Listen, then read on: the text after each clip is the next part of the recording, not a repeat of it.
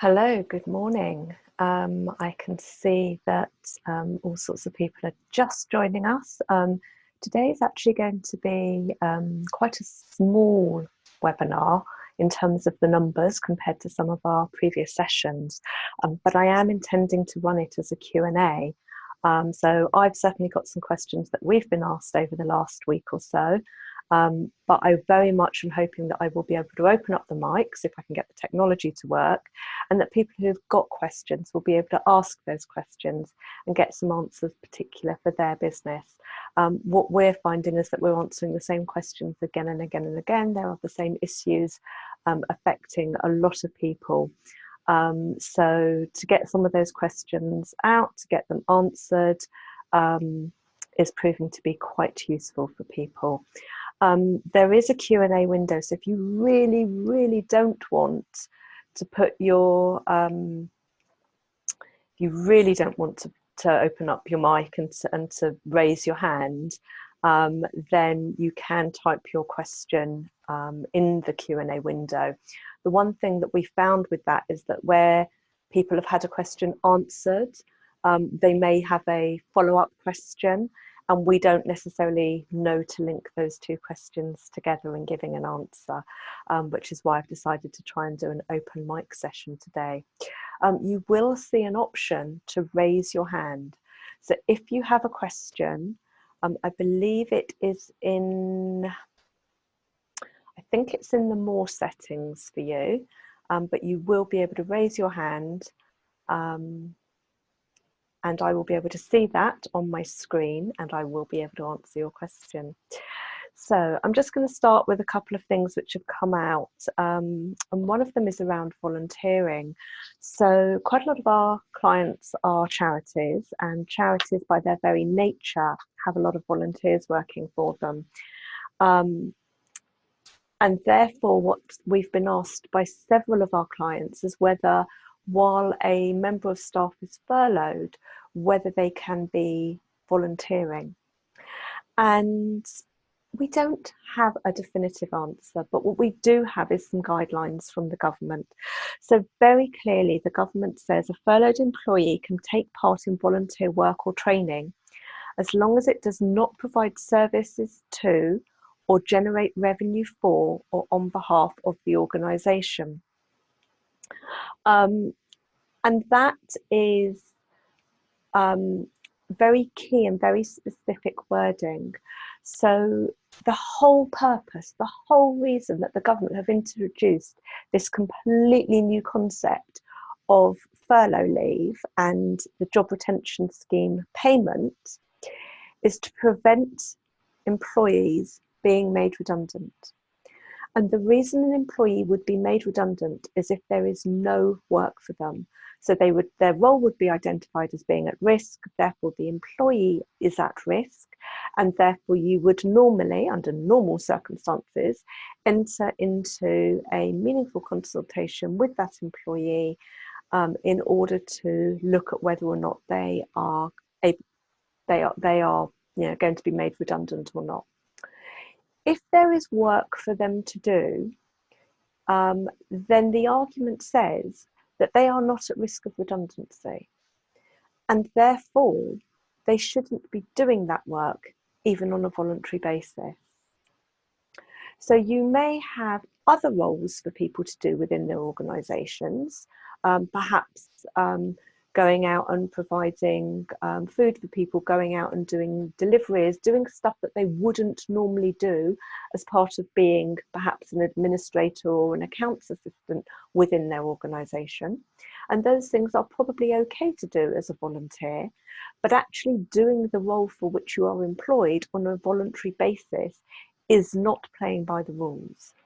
Now, all of that said, we have absolutely no idea at this stage how the government are going to enforce it, but we are being told that the rules will be enforced and that there will be spot checks, because after all, if the government are giving employers money to prevent redundancies, they are going to want to check that there was genuinely a redundancy situation afoot.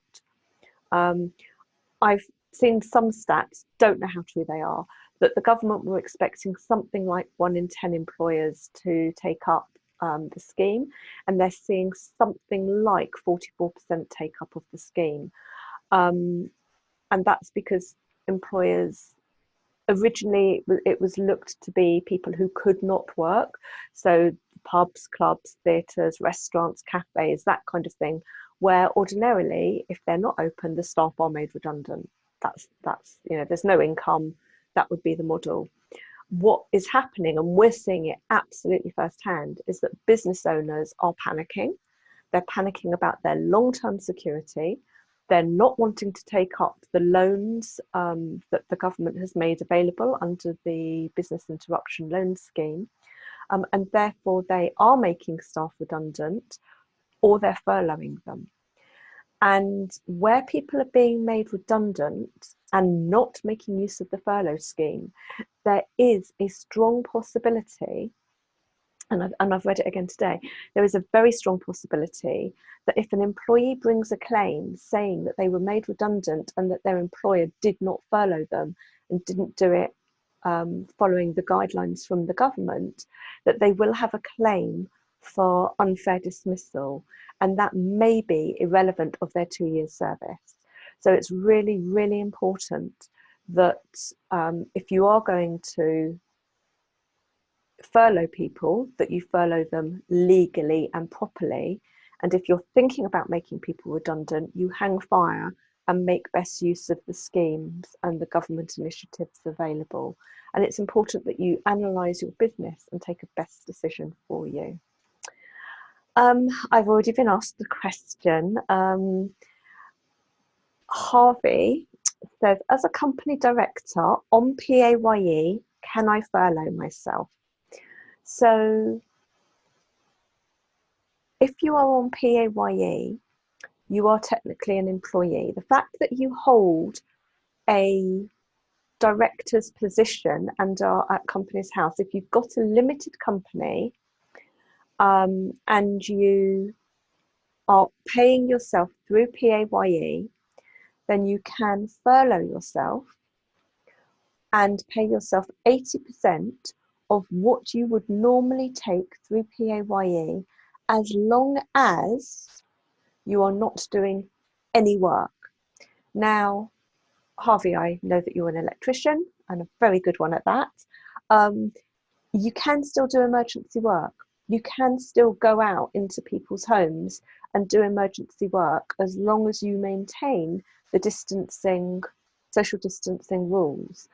If you're doing any kind of emergency work, then you cannot be furloughed. So the only thing that you will be able to do as a furloughed employee would be your director's duties. And those are things like filing your VAT returns, keeping your accounts, doing your year-end returns to Companies House. Anything which is a legal responsibility as a director, you are still able to do. What you're not able to do would be to do anything that is revenue generating for your business. Now that includes all sales activities, all marketing activities, responding to emails, responding to clients. So if you're doing any of those, then actually you are not furloughed. So you may take a pay cut, but you're not able to take the money from the government scheme if you are still doing any of those jobs, for the same reasons as I've just explained. There's work to be done. The scheme is there to avoid redundancies. If it was that or shut your business, then obviously you are avoiding redundancies. But if there's work to be done, then you cannot be furloughed. Does that answer your question, Harvey? Let me see if I can open up your mic.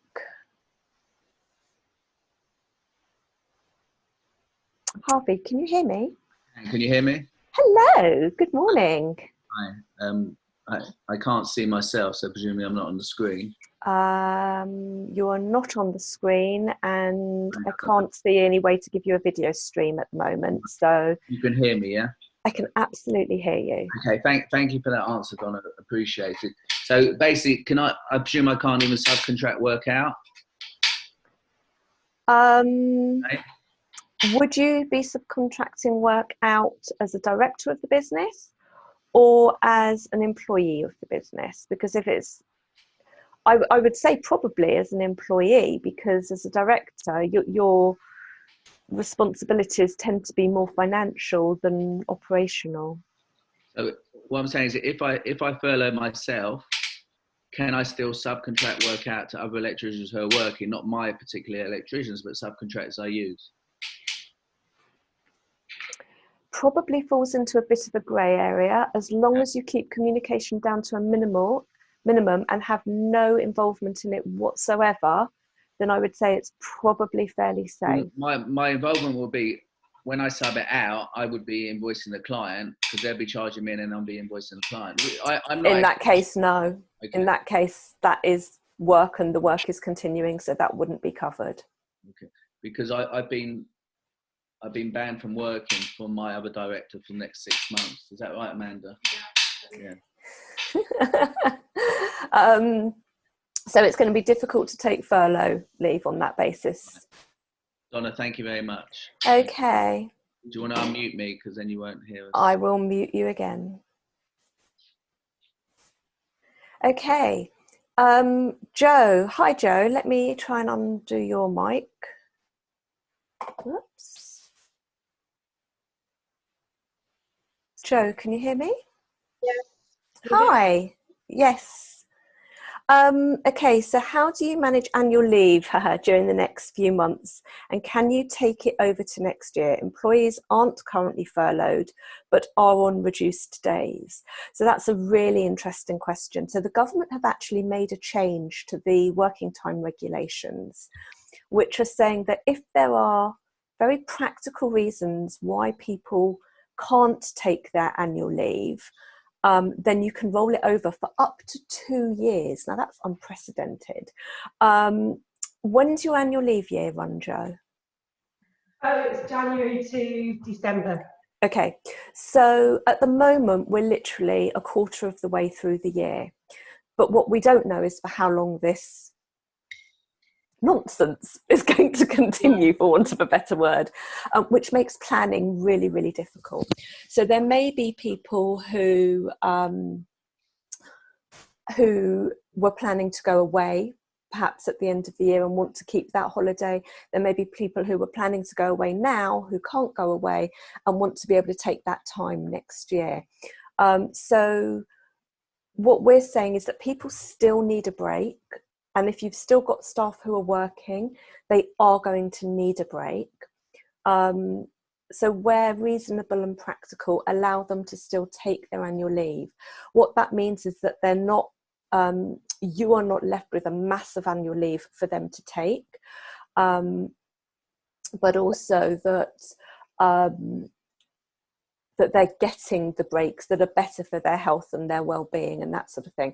Also, if somebody were to leave, you would have to pay them for anything that they've accrued and not taken. Mm-hmm. So again, it's kind of mitigating the financial exposure for you. It's about looking at what's reasonable and practical given the circumstances.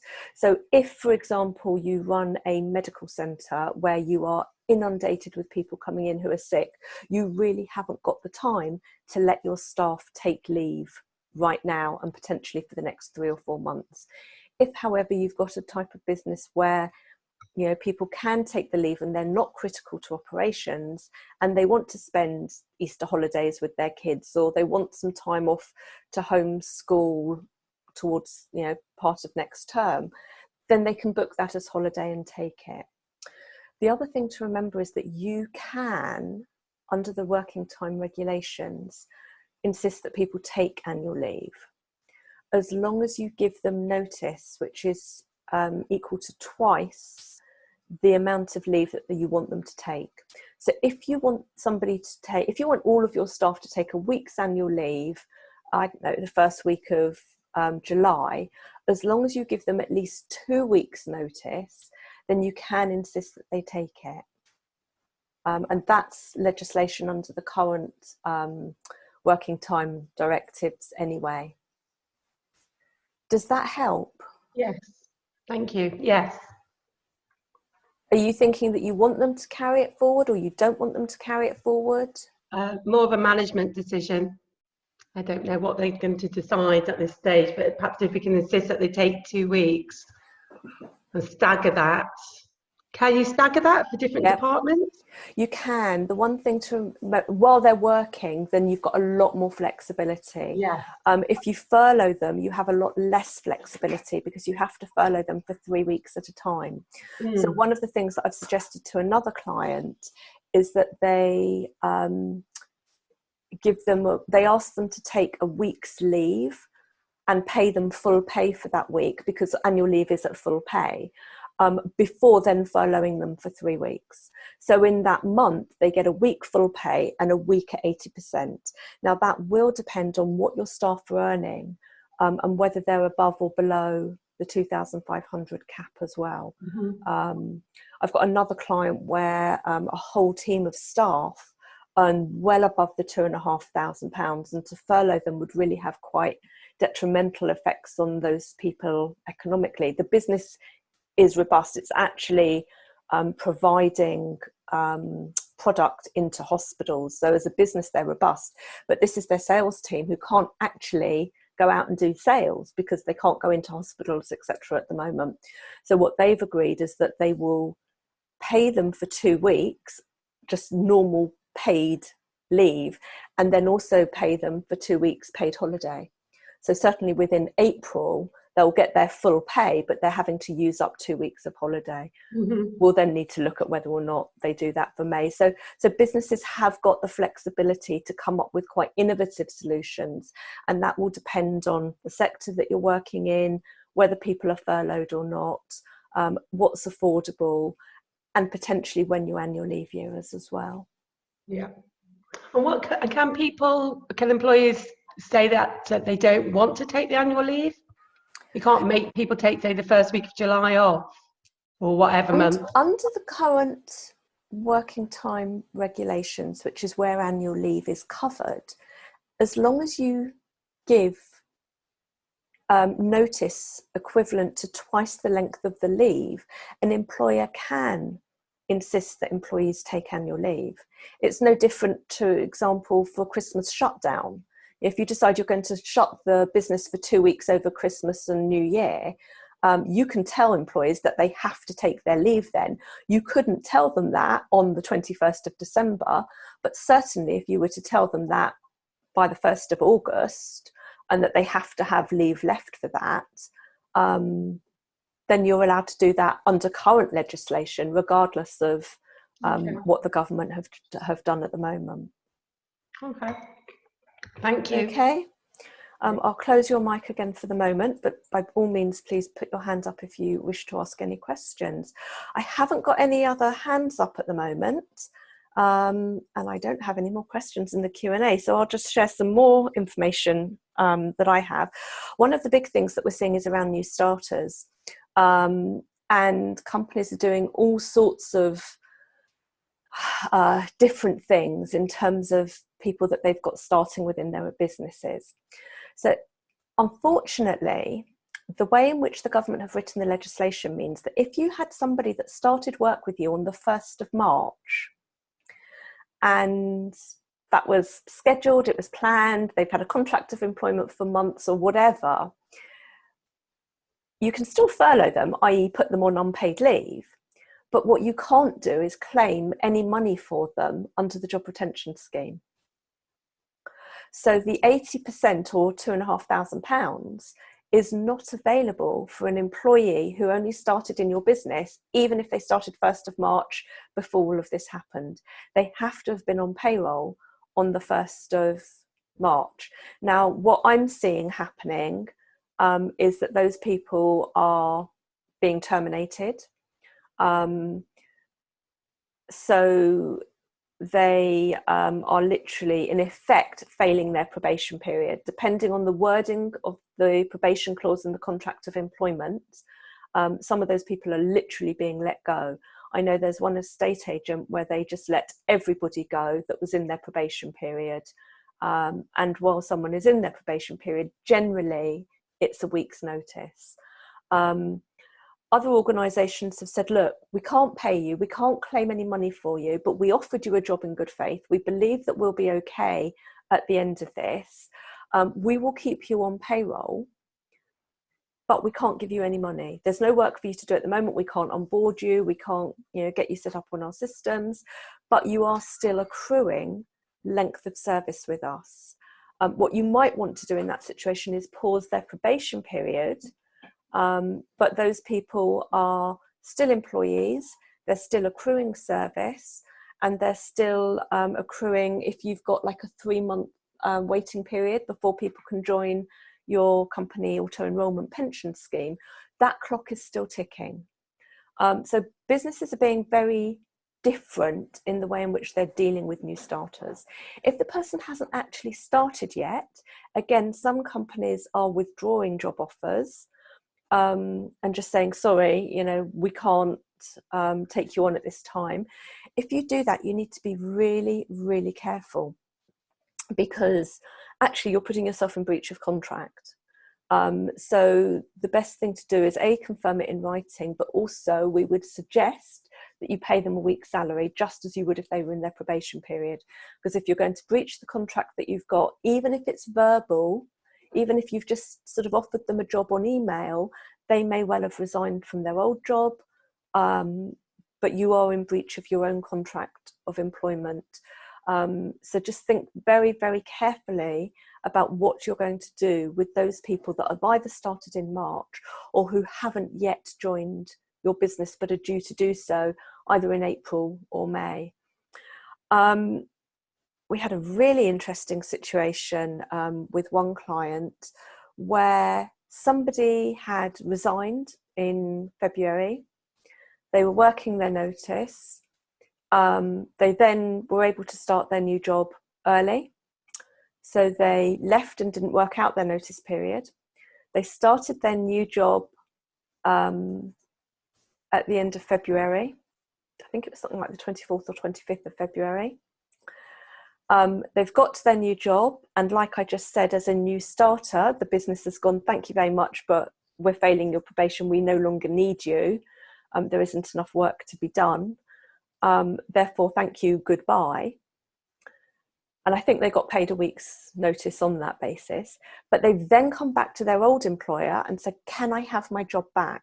Now, I think I've dealt with 3 of those type of inquiries, different variations, but I've dealt with 3 of those type of inquiries this week. And what I'm saying is that there is a really, really difficult moral decision to make here. First of all, if the person was already off your payroll before the 28th of February, then you are not going to be able to claim the money from the government for them. So why on earth would you take them back onto your payroll? Now, the reason for doing it might be because we don't know what's going to happen next, but that's still not really the right reason to do it, because we really don't know what's going to happen next. If somebody's taken a decision to leave your business and to go somewhere else, then you don't really want to be putting them back on your payroll. If they were working for you and they've gone in March, then potentially you can claim the money for them. But I would say really strongly, first of all, I would say don't do it if they've gone onto somebody else's payroll. So if they've started a job somewhere else, they've gone onto payroll, even if they've been there for only a week, because of the Making Tax Digital, because of the need to report somebody being on payroll immediately, HMRC are going to know that that person left your employment, started with their new employer, and potentially have come back to you all within March. Excuse me, you are not probably going to be able to claim, and if you do claim, it is likely to trigger red flags on the HMRC system, because they will be showing up on 2 employers' payrolls. So I would say that for somebody who leaves in March, even though in theory they're eligible because they were on your payroll at the end of February, you need to be really careful if they've been on someone else's payroll in between. If they haven't been on someone's payroll in between, this is where you then have a moral decision to make. What's the right thing to do for them, for you, and for your business? And I can't answer that question for you. Legally, once somebody's left, they've left. If you've got a whole email trail showing that they've left, then part of me says, well, why would you take them back on? They'd obviously disengaged from your business. They didn't want to be there. They decided that the grass was greener somewhere else. However, they won't be eligible for any payments under the furlough leave scheme, the job retention scheme. And that can be a really difficult decision for you as an employer or as a business owner to make. I'm not going to tell you what to do. I can't tell you what to do in that situation. I can say very clearly, if they weren't on your payroll on the 28th of February, they're not entitled to anything. You can't claim for them. If they've been on someone else's payroll at some point during March, you're going to open yourself up to a high risk with HMRC. But if they haven't been on someone else's payroll in March, or if they were, I don't know, going off traveling, for example, even, then you as an employer and as a business owner have a decision that you're going to need to make. You need to think about the long term in any of those decisions, not just what happens now, but what happens in the future. So I hope that's given some clarity around new starters. Any questions? I can't see any hands up at the moment. If anybody has any questions, this was meant to be a Q&A interactive. I'm not just going to open the mic and embarrass somebody unless you want me to. So if you've got any questions, please do put your hand up. Nope, still not seeing anything. Okay. So just talking about leavers. So what happens if somebody resigned and they were due to be leaving in April, let's say, and they've now decided that they don't want to go? And that's, again, a really difficult situation. They were on your payroll, so potentially you can furlough them and claim money for them. That's not a problem. But technically, if you allow them to rescind their resignation, then they have left. That resignation stands, which means that if you rescind it, then they are still an employee. Sorry, that's the way around. If you allow them to stay on your payroll beyond their agreed leave date, then they are still technically an employee, and you are reliant on them resigning again. And if you ignore their first resignation and then ask them to resign, you've got the risk in that situation that they could turn around and say, well, actually, it's constructive dismissal. I didn't want to go. You're forcing me to go. And that's a really difficult situation for an employer to be in, because actually you know that the person's disengaged, you know that they were looking for work elsewhere, you know that long term they're not likely to stay with you. But even when the lockdown lifts and they are able to go and work somewhere else, then they may not want to, and you're then stuck with that person who you're either then going to have to make redundant through a legitimate redundancy, in which case you have to pay them their notice and redundancy pay, or you run the risk of them bringing a claim against you if they've got enough service. So you need to look at who you have got leaving. There is absolutely no obligation on you to wipe out their resignation. So if they've said that they're resigning and they're leaving, for example, on the 30th of April, you could potentially furlough them now on 80% and they still leave on the 30th of April. Decision again is yours. But I would say if you're going to ignore the resignation you've had, be really, really careful doing so. I've had another question. And it's an anonymous one, so I'm not going to embarrass whoever this is and open the mic. As the job retention scheme is for 3 months from the 1st of March, can you backdate the furlough if, for example, someone was off as self-isolating? As long as the person has done no work at all during March, then you can furlough them. So if they were off because they were self-isolating and they have done no work, then yes, absolutely, you can furlough them in those circumstances. You would need to write to them, you would need to confirm the date on which they were furloughed from, as long as you weren't claiming sick pay for them. So if you have claimed sick pay for them, then you can't claim the furlough as well, because the money is coming from the government in both instances and you can't double claim. So as long as you haven't paid them sick pay, then you can pay them furlough. If you did pay them a couple of weeks sick pay, you can furlough them from the date that that sick pay ran out. So I hope that's clear. The same, if you just want to pop a thank you or a further question in there, that would be really useful. The same applies to people who've been made redundant. So if you made staff redundant in March, very early on perhaps, because you saw what was going to happen or because you'd already had a massive drop-off in business, and if you made people redundant at that time, you can write to them and agree with them that the redundancy has been resolved and that they are now being furloughed instead.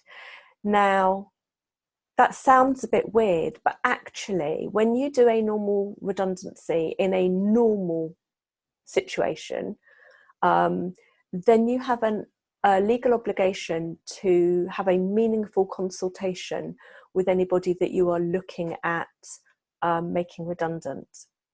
And that consultation normally lasts a good couple of weeks, usually a month.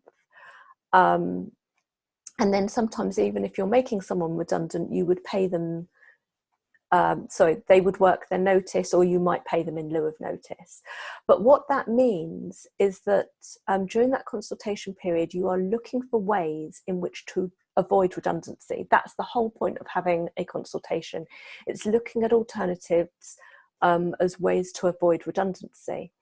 And in effect, what the government have done is they've said, if you're consulting with employees about redundancy, we're giving you a way of avoiding redundancy. And we're doing that for 3 months, and here's some money so that you can avoid the redundancy situation. So you can undo the redundancy and furlough somebody instead. Now, you just need to think about the payments in that situation. So if you paid somebody a month's notice, for example, and I don't know, a couple of £1,000 redundancy pay, if they had maybe 4 years worth of service with you, you need to just have a look at when you've paid that, how you've paid that, and what can be done with that money, because you do need to reverse it. Remember, there's still a chance that you might need to make people redundant at the end of all of this process, in which case you would then need to pay them their notice and redundancy pay. So you just need to consider that when you're looking at how you undo a previous redundancy. Going back to the question about the job retention scheme and furloughing while self-isolating. So the employee wanted to use holiday rather than claim SSP, but assume from what you have said that we could backdate that to when they went off into self-isolation, even though already paid in full for March.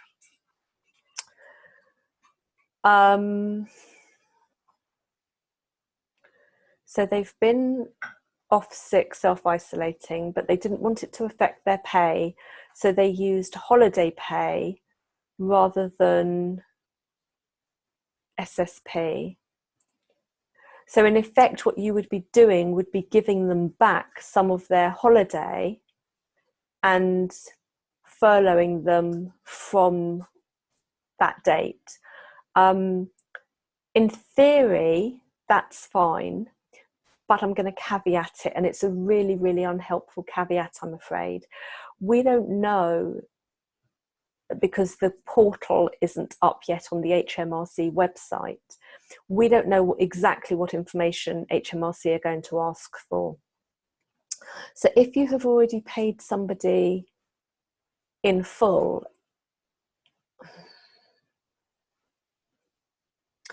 actually you could claim back the 80% of what you've paid them.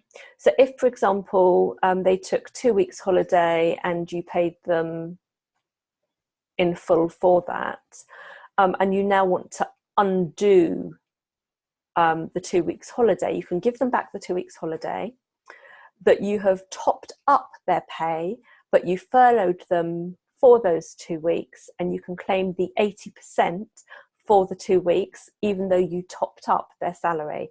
And top up is allowed. So the government have said very clearly that you can top up, just like they've said that you can pay commissions and bonuses and other payments as well. They won't reimburse for that at all. They will only reimburse for the salary. But obviously, in the situation that you've got here, if you give someone back their holiday, bearing in mind that you're going to have to pay them for it at the full rate later on. So again, that needs to be a commercial decision.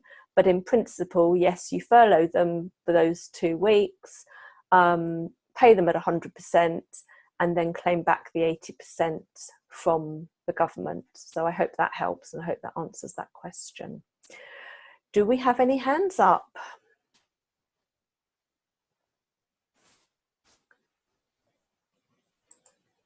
Okay.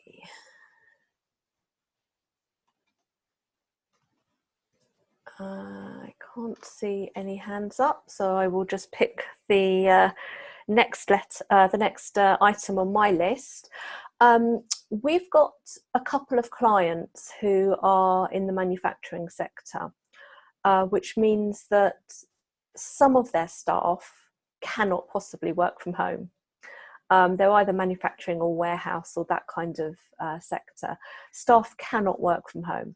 So their office staff can, and their telesales staff can, and the marketing people can. That's all fine, and all of those people are working from home. Excuse me, but there are some people, by the very nature of their jobs, who cannot possibly work from home. One of the things that has been raised is that people are being stopped by slightly overzealous policemen and being challenged about why they're out and about. So with all of our clients, we've said staff can continue to work, and the government have said, you know, they want people to stay home where it's all possible. But if it's not possible and your business is still open and is not on the list of businesses that have been shut down, then they want to keep the economy going as long as it is safe to do so. So for both of these clients, they've got social distancing, they've done split shifts, they've closed communal areas like kitchens and eating areas where people would sit together. All of that's been shut down. People have been spaced out within their work area, so they are not working close to each other. And people who are shielding or self-isolating are obviously not at work and have been furloughed. But there are some people who still need to be at work, and they still need to get there, and we're telling them not to use public transport and to use their own vehicles and not to car share, because again, that would breach the social distancing rules. But what we're finding is that some of those people are being stopped and are being asked why they are moving around. And it's a really good idea as an employer, if you are still requiring your staff to move around, that you provide them with a letter that says who they are, that they're carrying some kind of ID, whether that's company ID or even just a driving license, so that the letter confirms their name and who their employer is. And it says what measures you've taken to ensure that people can work from home, and that those that can't work from home are moving around safely and in compliance with government guidelines. I would also be inclined to put a phone number or an email address on there, so that if anybody's got a query, they can contact you. It's a way in which you're looking after your staff. You're asking some of your staff to continue working in quite difficult circumstances.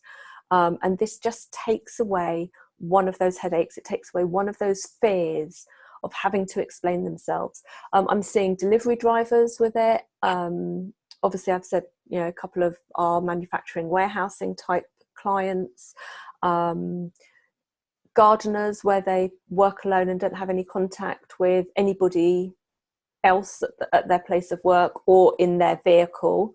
And that may be something that you do. So, for example, if you've normally got a team of 2 or 3 people that go somewhere, you might want them all to travel there individually and to keep socially distanced while there, but they can continue to work as long as you've taken those precautions. So it's a letter of authority from the business is a nice thing to do for your staff, just because it takes away one of those headaches for them.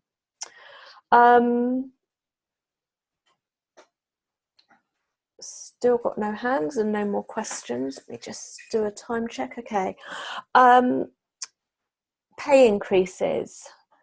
So a lot of companies look to do pay increases at this time of year, and obviously for financial reasons that's probably not the right thing to be doing right now. That said, if your staff are still working and are perhaps going above and beyond because of the nature of your business and the nature of your employees at this time, then as long as you're not furloughing them, then pay increases can go ahead as normal. The challenge is going to be where staff are being furloughed and there are pay increases, because HMRC will look at what they were earning in February and will base any claims on that figure, which means that if you had a pay increase that was due to kick in March or April, then you're not necessarily going to be able to claim the 80% of that figure. Now, the reason that they've done that is to prevent fraud. Because if somebody was only earning, for example, £20,000, their 80% is well below the £2,500 threshold. So HMRC are saying that they will take the February figures, and therefore, if you still want to give your staff a pay increase, you're going to need to make up that difference. But the 80% you can claim for furloughed staff is based on what they were earning on the 28th of February and no subsequent pay increases. So it's again one of those things that you can't just suddenly add people to your payroll from the 1st of March, because it's going to be seen as fraud, whether it is or isn't. That's how it's being interpreted, and therefore the government are saying the same thing about pay increases. So for furloughed staff, pay increases, they can kick in later, but they certainly can't kick in now in terms of claiming your 80%. I had an interesting email this morning from a client who I don't think is on here, asking about rotating staff who are furloughed. And the challenge is that they've got somebody who is working who just isn't able to perform at maximum capacity. I suspect it's because they're trying to homeschool as well. I'm not sure of the detail. That wasn't provided to me. But they're not able to perform the job at the level at which the organisation needs. And the question was, could they now furlough that person and unfurlough somebody that they had previously furloughed, who they know will be able to perform the job at 100% of capacity? They didn't need everybody. I think they've got something like 20 in their team. They didn't need everybody. So what they did is they kept a team leader and a team of about 4 or 5 staff reporting to that team leader. So they now need to switch somebody out and put somebody back in. And in principle, that's absolutely fine. But the person who was previously furloughed has to have been furloughed for a minimum of 3 weeks. So as long as they were furloughed at some point during March, or they only come back once they have been furloughed for 3 weeks, then that's fine. So it's just, again, thinking very carefully about what your business is going to need in the next month and making sure that you've got the right staff in your business in order to function. And that if you are going to furlough someone, you can absolutely do without them for 3 weeks before you furlough them. Some businesses are also just generally furloughing people in rotation to make sure that everybody gets the maximum benefit of a rest, but also the maximum benefit of full pay for doing work. And again, that will completely depend on the nature of your business. But again, that 3-week rule applies.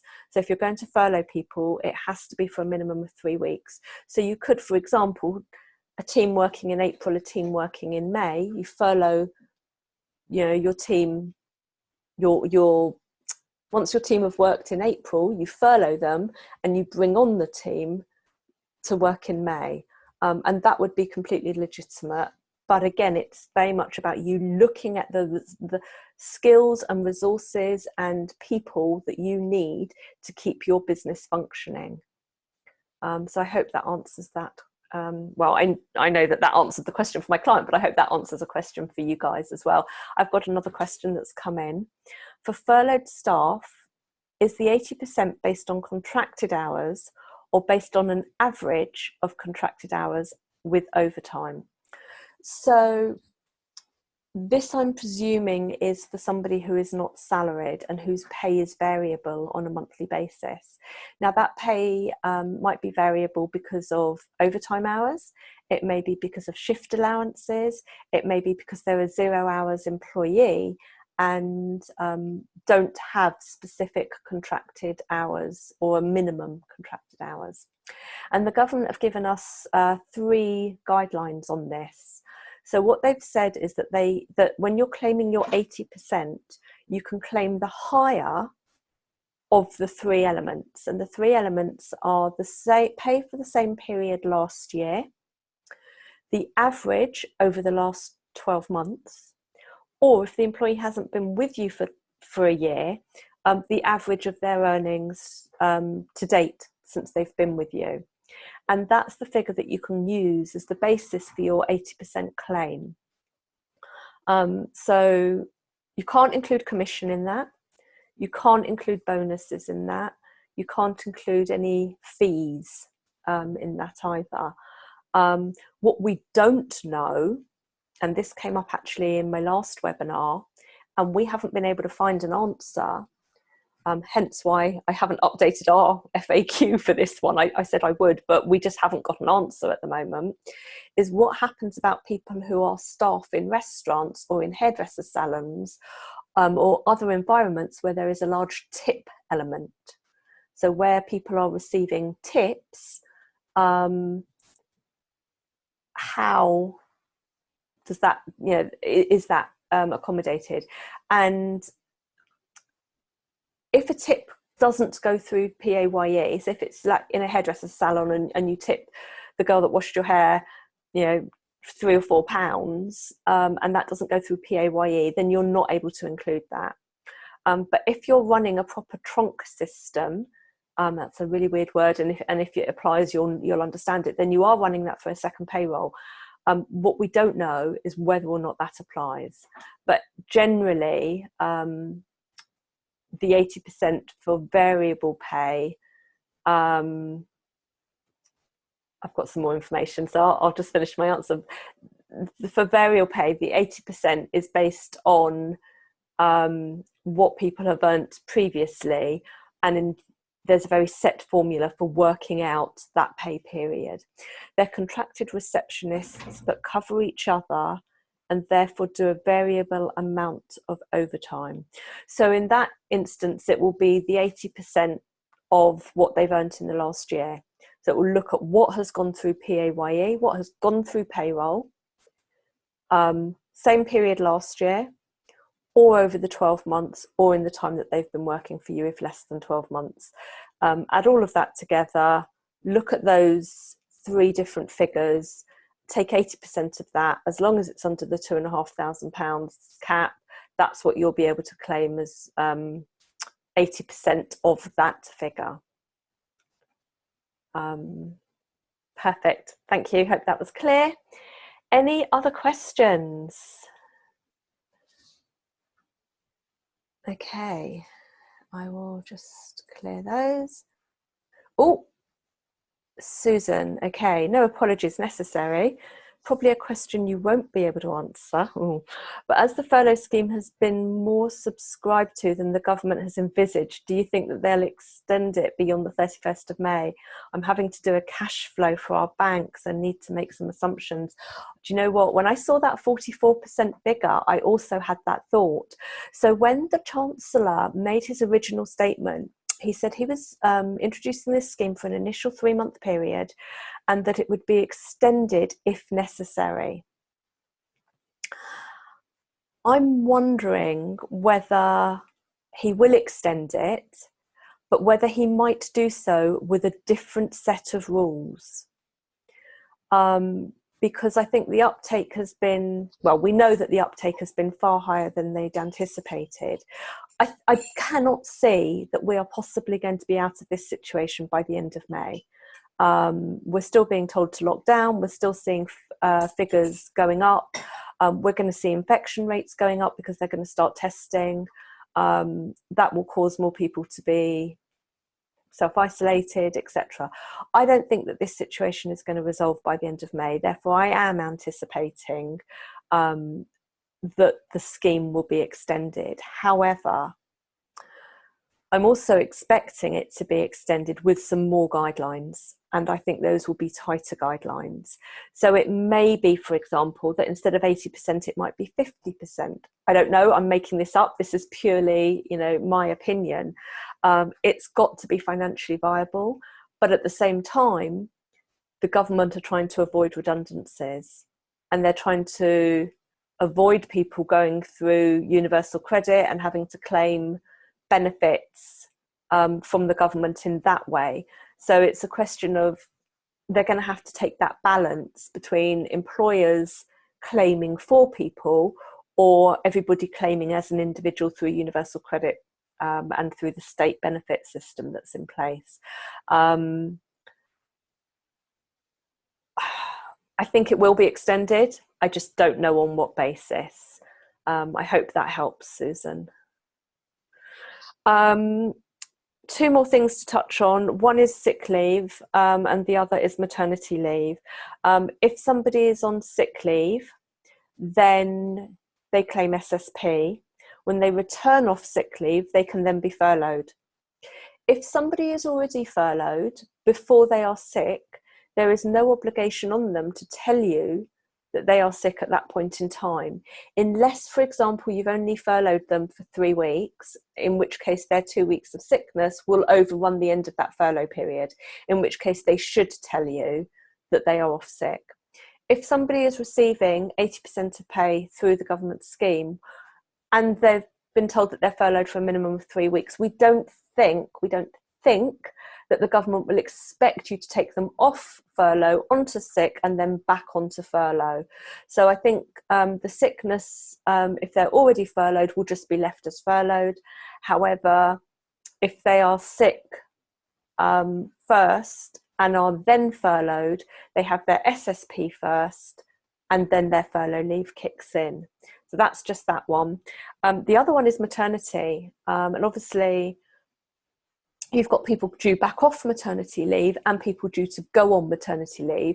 And that includes shared parental leave and adoption leave as well. And generally, if someone's due to go on maternity or if they're already on maternity, they continue to receive their pay at their maternity pay rates. They are not furloughed, because they are not at risk of being made redundant unless you are literally shutting down an entire business. If you are not shutting down your entire business and making everybody redundant, then you leave the person on maternity leave until their maternity leave is finished, at which point you bring them back into the business and then either furlough them or make them redundant at that point.